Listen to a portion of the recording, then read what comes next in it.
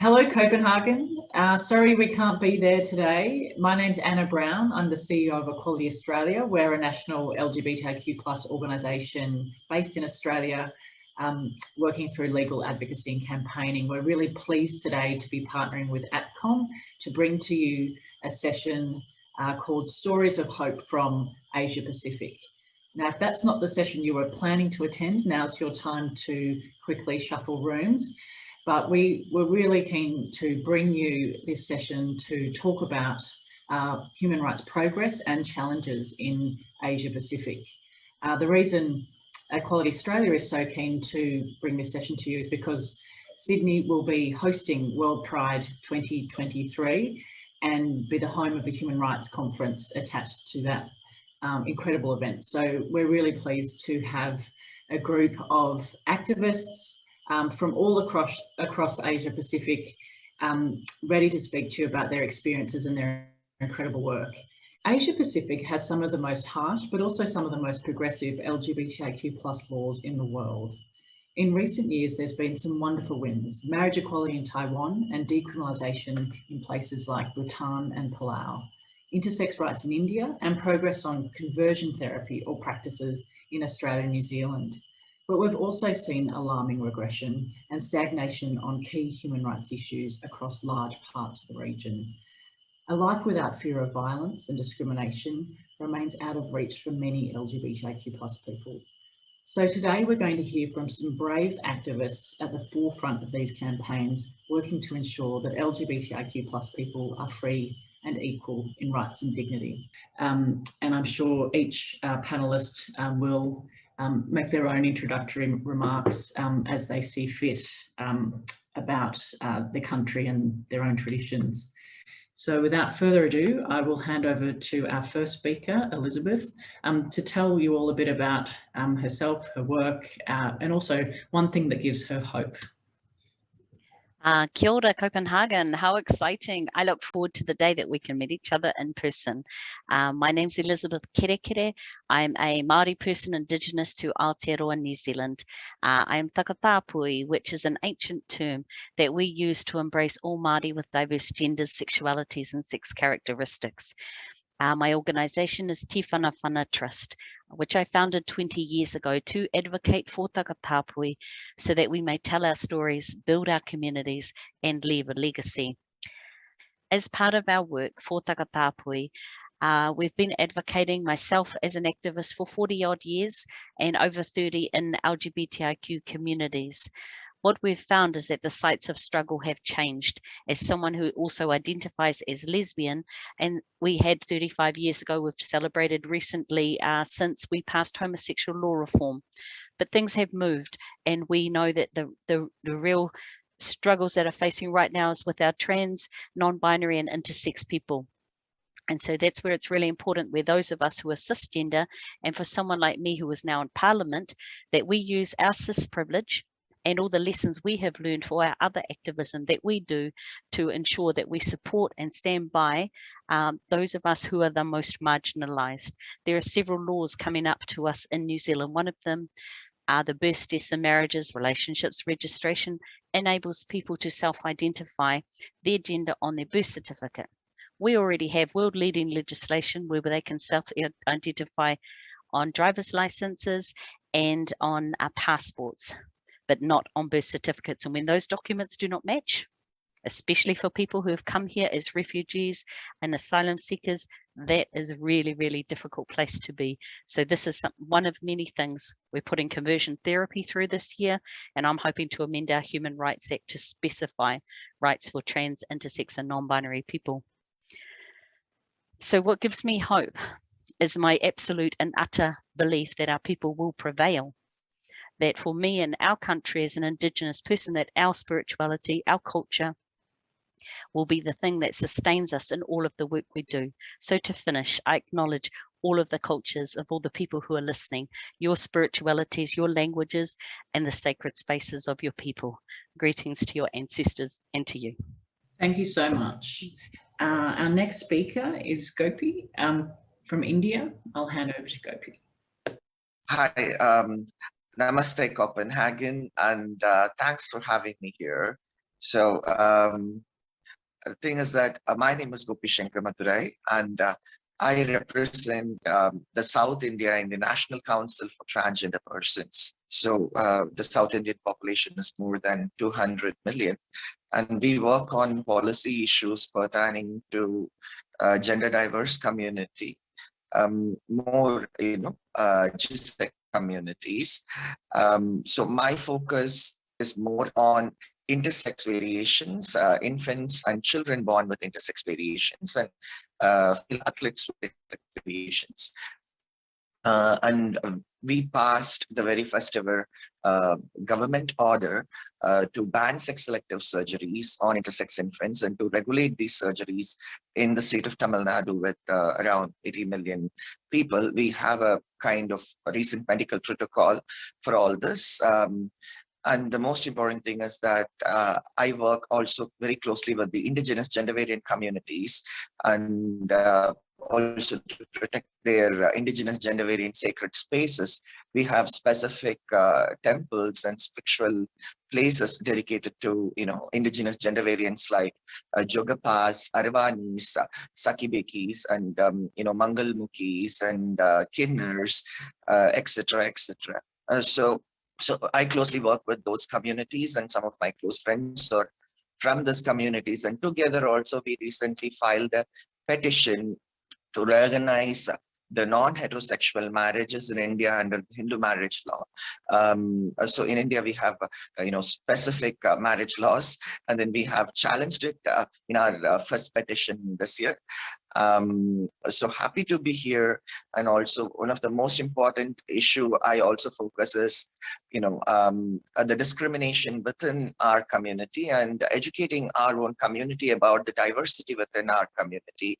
So that is one of my key focus too. And coming from India with more than 1,000+ languages here, so we work on native languages, reaching people in their languages. We started 24/7 helpline, and of course, the National Council for Transgender Persons is the first statutory authority focusing on diverse surrogacy issues in India.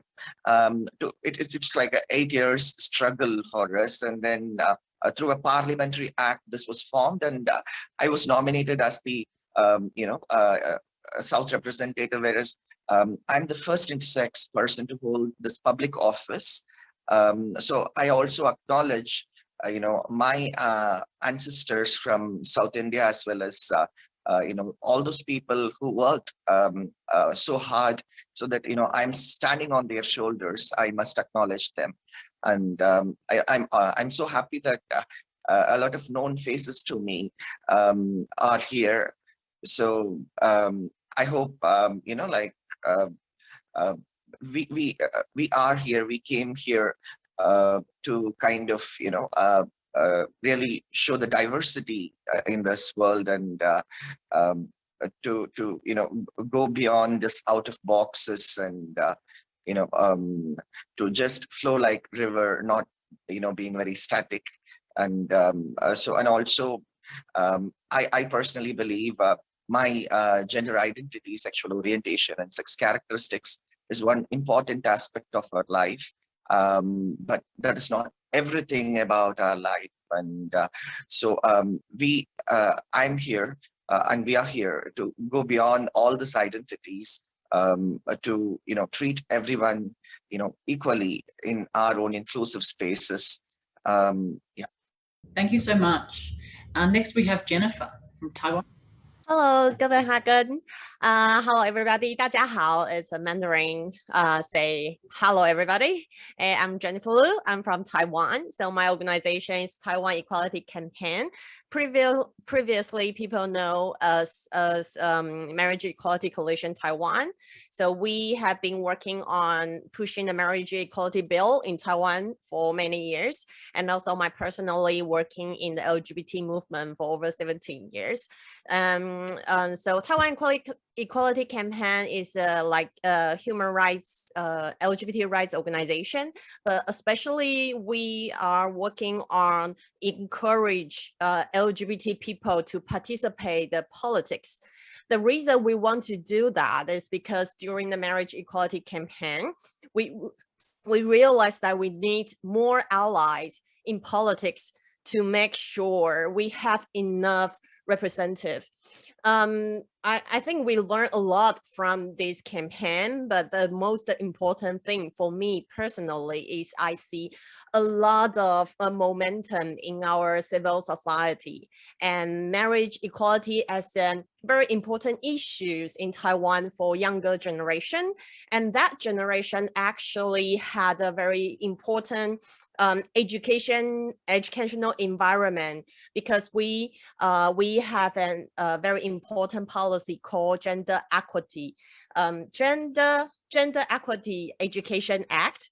So that means every students, they have the opportunity to learn LGBT inclusive curriculum in schools. That changed the whole generation and the Taiwan society.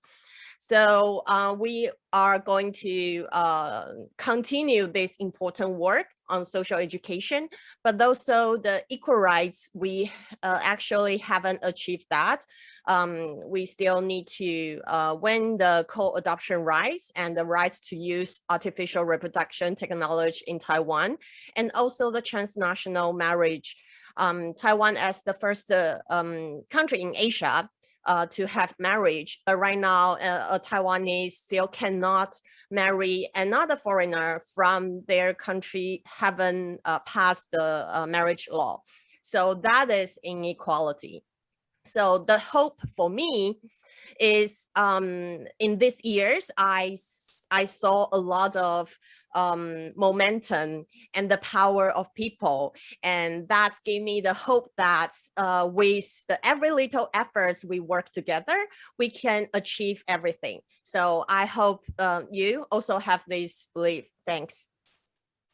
Wonderful, thanks Jennifer. And next we have Midnight, who works regionally on LGBTIQ+ issues.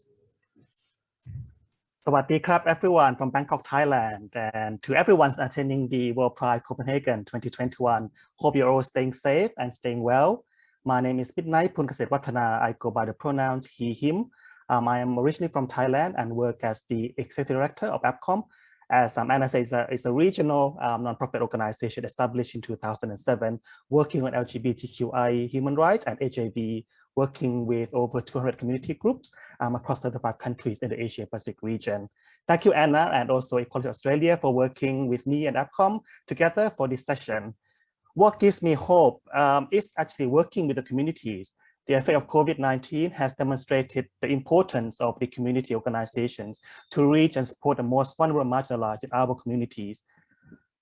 I get to work with the most passionate, inspiring people, and those on these panels as well, who despite challenges are able to support their own communities.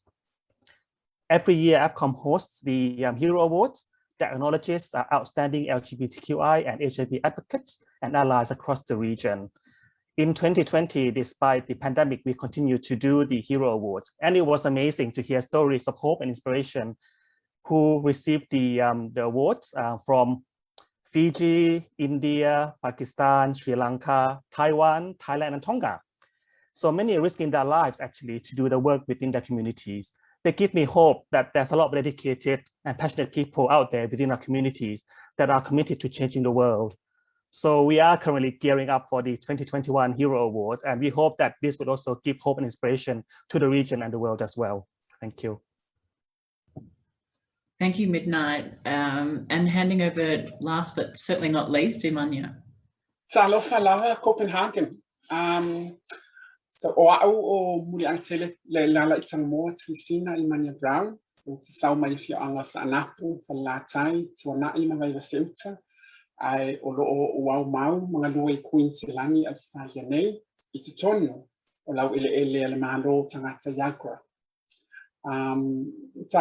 Hi Copenhagen, I am Imanya, Trisina Imanya Brown, and I come from the villages of Sanapu, Falatai, Tuanai, and Vaivaseuta in Samoa. For now, I live and work in Queensland, in Australia, on the lands of the Yegra Nation people. What am I working on? Look, I'm working on a project with the Tonga Leiti Association at the moment for a submission for the decriminalization of homosexuality in Tonga. That is on the calendar, hopefully this year. And we're also giving some support to the Cook Islands because they are the two countries that are our focus for this year. I'm also working on a project funded by Outright for Ine Aotearoa New Zealand for an online in memoriam cemetery type scenario or platform space for our lost Pacific LGBTIQ elders to be launched later this year. Because for us, ancestors and their knowledge passed through to us are crucial to our survival as LGBTI rainbow communities in the Pacific. And of course, you know, in my other hats, I am deeply embedded in the planning of the ILGA World Conference in 2022, next year in Los Angeles, and hope to see most, if not all of you there. And navigating the very intricate relationship between culture, the rule of law, and religion in our Pacific communities, because they affect us. So, you know, they're our key priorities for this year. What gives me hope? Sadly, very little hope today. Lately, I have not focused on the positive, on hope. It's been difficult, very difficult for me since COVID-19 to see so many of my family in Tahiti, in New Caledonia, and now in Fiji suffer because of COVID-19. Though I live in Australia, my heart breaks seeing my people, my Pacific people, succumb to this pandemic. For me, I do not see hope here. I see the day-to-day survival, you know, the struggle, the just getting out of bed and finding the strength to stand up, to take a deep breath, to summon the energy to carry on the fight, to endure, you know, and to survive. I know hope is out there. It would never leave us, you know, it would never leave our consciousness. But at the moment, hope is covered in the blood of my Pacific people who have died and are suffering from COVID-19, not to mention my trans siblings around the world who have lost their lives to violence and discrimination. So yes, hope lives, but my reality is a different story, at least for now. We fight on. I wish you all the best. Well, thank you, Imanya. Thank you, everyone, for your contributions. I think there's a bit of a common theme there in terms of the hope that we do have. So much of it rests on the inspiration that all of you provide and all of the other activists around the world that we work with collectively. The hope and inspiration that we all draw from that solidarity and that work together is so strong, even though we do face such an incredibly difficult time at the moment. We're now going to move into some questions for the panel. We do encourage members of the audience to submit questions. You've got about 60 minutes or so. We've got some ones ready, pre-prepared, but we'll also be really interested to hear from you. So please do, we don't know how they're going to do it, do we?